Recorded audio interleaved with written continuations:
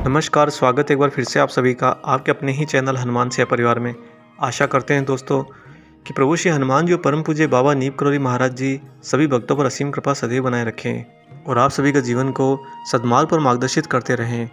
दोस्तों, बाबा नीम करौरी महाराज जी को भक्त अगर जितना समझने की कोशिश करे, जितना उनके अंदर गहराई में जाने की कोशिश करे, उतना ही उन्हें अनंत पाता है। वास्तव में महाराज जी की सर्वव्यापकता असीमित है। हम मनुष्य जितना सोचते हैं, जितना करते हैं, यह तो उनके किसी भी हिस्से में नहीं आता। ऐसा मैं आपको इसलिए कह रहा हूँ क्योंकि महाराज जी की लीलाएं न सिर्फ हमारे देश में सीमित हैं, अपितु शरीर रहते हुए और शरीर के बाद भी अनेकों विदेशी जगहों पर विदेशियों के साथ भी महाराज जी की लीलाएं हुई हैं और निरंतर हो रही हैं और सदैव होती भी रहेंगी। ऐसी ऐसी लीलाएं हुई है जिन पर विश्वास करना शायद उनके लिए असंभव हो, जो भक्ति मार्ग को नहीं समझते, परंतु जो भक्ति को समझते हैं, जो ईश्वर को समझते हैं, उनके लिए तो ये सत्यता है। और महाराज जी की इतनी सर्वव्यापकता को जानने पर ही यह ज्ञात होता है कि बाबा महाराज बिल्कुल निस्वार्थ होकर प्राणियों की सेवा कर रहे हैं। आज आपको एक ऐसी ही रोचक घटना एक विदेशी की सुनाएंगे जिस घटना को सुनकर आपके रोंगटे खड़े हो जाएंगे। वास्तव में यह घटना इस पूरे विज्ञान से परे है, मनुष्य की बुद्धि से परे है, परंतु प्रकृति के लिए तो यही सर्वोपरि सत्य है। दोस्तों, वीडियो देखते हुए वीडियो अगर अच्छा लगे तो वीडियो को लाइक जरूर कर दीजिएगा और जो लोग चैनल पर नए हैं वो चैनल को सब्सक्राइब अवश्य कर लें। साथ ही बेल आइकन को ऑन कर लें ताकि आने वाले सारे नए वीडियो आप सभी तक सर्वप्रथम पहुंच सकें। और जो लोग सर्वदेश परिवार को सहयोग करना चाहते हैं वो ज्वाइन बटन अवश्य क्लिक करें। आइए ले चलते हैं आपको बिना देरी करे इस बहुत ही रोचक घटना पर। वीडियो को अंत तक पूरा जरूर देखिएगा, आपको भी एक अद्भुत अनुभव की प्राप्ति अवश्य होगी। दोस्तों, यह घटना है सन 1974 की, महाराज जी के शारीरिक लीला को विराम देने के 1 वर्ष बाद की। और यह घटना घटी थी कंबोडिया के अंदर। कंबोडिया की राजधानी नोम पेन्ह में एक महिला रहती थी जिनका नाम था चाहट्रिट्रे कियो। आप उन्हें सिर्फ कियो से संबोधित कर सकते हैं। वह बताती हैं कि यह घटना जिस दिन घटी थी उस दिन जैसे ही रात शुरू हुई उनके घर पर कंबोडिया की वेशभूषा में एक अधेड़ सज्जन एकाएक प्रकट हो गए। वह व्यक्ति कंबोडियाई और संस्कृत भाषा में फराटेदार बोल रहे थे और दिखने में काफ़ी रहस्यमय थे। साथ ही बड़ी बात यह थी कि उस कंबोडियन महिला के घर की छत ढालदार थी और वह अधेड़ व्यक्ति उस ढालदार छत पर ही आराम से सो लेते थे। उन दिनों कंबोडिया में गृह युद्ध छिड़ा हुआ था, इसलिए इस कंबोडियन परिवार को उस सज्जन के प्रति कुछ शंका भी हुई कि शायद ये हमें कोई हानि पहुंचाने वाला तो नहीं जो हमारे घर पर पहरा दे रहा है। लेकिन आने वाले कुछ दिन बीतने के साथ ही वह शंका जाती रही। खास तौर पर इस परिवार के प्रति उस आगंतुक सज्जन के मन में जो रक्षा भाव था उसे सारे संदेहों को दूर कर दिया। कियो बताती हैं कि मेरा उनके साथ दादा पोती का संबंध कायम हो चुका था। वह कहती हैं कि उन्होंने मुझे भारतीय नाम चंद्र रात्रि दे दिया था। उधर वे अन्य रक्षात्मक बातों के अलावा हमसे वहाँ की राजधानी नोम पेन छोड़ने के लिए भी कहते थे। इसके लिए उन्होंने हमें 31 अगस्त तक की अंतिम तारीख दे रखी थी। हमारे परिवार में कुछ लोगों ने आनाकानी करी कि हम अपना घर छोड़कर नहीं जाएंगे। इस पर वह सज्जन बोले कि अगर तुम ऐसा नहीं करोगे तो मैं तुम्हारे घर फूंक दूंगा। और सच में घर फूंकने की उस धमकी के कुछ दिनों बाद एक दिन जब कियो बाहर आई तो उसने देखा कि सचमुच चिमनी से धुआं निकल रहा है। वह घबराकर हड़बड़ाहट में भीतर गई तो पाया कि कहीं कुछ भी नहीं जला था। गैस स्टोव तक बंद था, फिर भी चिमनी से धुआं निकल रहा था। शायद वह सज्जन उन्हें वह दृष्टि दिखा रहा था कि अगर तुम मेरा कहना नहीं मानोगे तो यह भी घट सकता है। उस दिन चिमनी के धुएं की घटना के बाद ही वहाँ पर गृह युद्ध ने भयानक रूप ले लिया। वह उन अधेड़ सज्जन को दादाजी कहती थी और दादाजी के कहने के मुताबिक ही 31 अगस्त को उन्होंने थोड़ा सा अपना सामान लेकर घर छोड़ दिया और उन्हें युद्ध के मध्य ही थाईलैंड भागना पड़ा। और भागते समय हेलीकॉप्टर में रस्सी की सीढ़ी के सहारे किसी तरह जान बचाने में वो सफल हो गए। पीछे से भीषण गृह युद्ध छिड़ गया जिसमें हजारों लोग हताहत हो गए और मारे गए। पीछे से कंबोडिया में भयानक गृह युद्ध छिड़ गया और उसमें हजारों लोग मारे गए, परंतु सीमा के पास उनका भाई उनसे बिछड़ गया। शायद वह भी गृह युद्ध में शामिल हो गया था।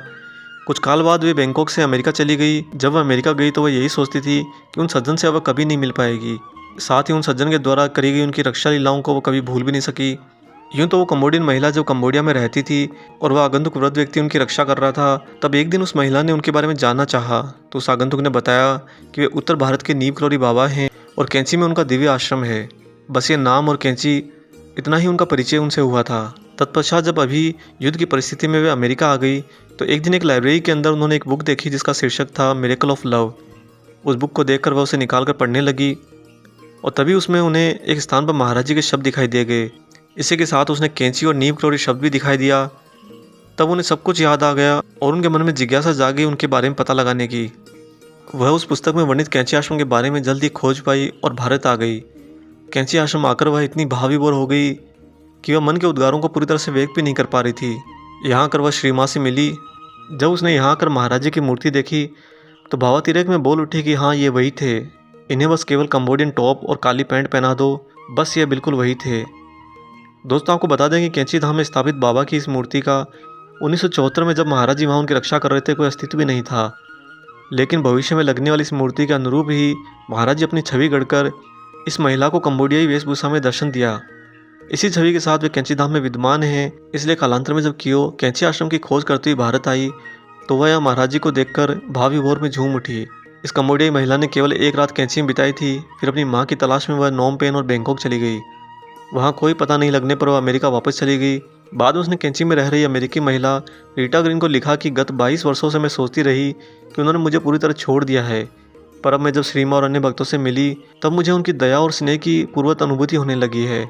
जब से आई हूँ तब से कैंची मेरे हृदय में बसे हैं और महाराज जी बिल्कुल उनके दादाजी की तरह उनके परिवार की रक्षा कर रहे हैं। दोस्तों, यह घटना बड़ी रहस्यमय है और विज्ञान के लिए पहेली से ज़्यादा कुछ नहीं, परंतु इस पहेली को सुलझाने का भी प्रयत्न करने की आवश्यकता नहीं है, क्योंकि यही यथार्थ है। महाराज जी की मूर्ति लगने से पहले महाराज जी उसी मूर्ति के स्वरूप में किसी भक्त को कंबोडिया में दर्शन देते हैं और उसकी रक्षा करते हैं, और 1-2 दिन नहीं कई वर्षों तक उसके घर रहते हैं और निस्वार्थ होकर उसकी सेवा करते रहते हैं। ये शायद वो महिला पिछले कई जन्मों में महाराज जी की अति प्रिय रही होगी और बाबा महाराज उसी भक्त प्रेम के अंदर अपने करुणा भाव में आ गए।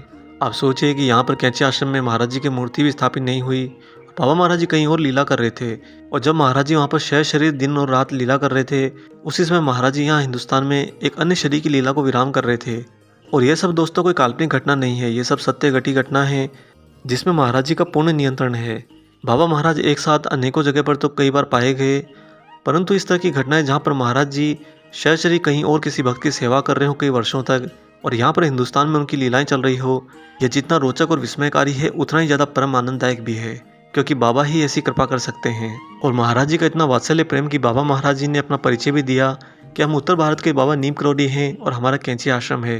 इतनी सहजता से दिए गए उस परिचय के बावजूद उन कंबोडियन महिलाओं का भी यह एहसास ही नहीं हुआ कि सामने स्वयं भगवान उनके साथ उनकी लीला कर रहे हैं।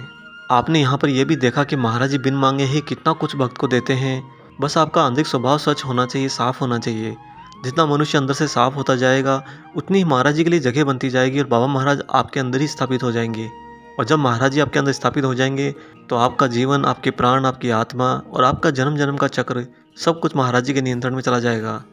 उसके बाद आपको महाराज जी एक पुष्प की तरह परिवर्तित कर देंगे जो बस खिलता रहता है और अपनी सुगंध बिखेरता रहता है और अंत में ईश्वर के दिव्य चरणों में समर्पित हो जाता है। आशा करते हैं दोस्तों आज का ये वीडियो आपको पसंद आया हो। वीडियो अगर अच्छा लगा है तो वीडियो को जाते जाते लाइक जरूर कीजिएगा और जो लोग चैनल पर नए हैं वो चैनल को सब्सक्राइब अवश्य कर लें। मिलेंगे बहुत जल्दी एक और ऐसे शुभ अंक के साथ। तब तक अपना और अपने माता पिता का संपूर्ण ख्याल रखिएगा और परम प्रभु श्री राम जी का निरंतर गुणगान करते हुए बाबा हनुमान और बाबा नीम करोली महाराज जी की निस्वार्थ होकर सेवा करते रहिए। जय सिया राम।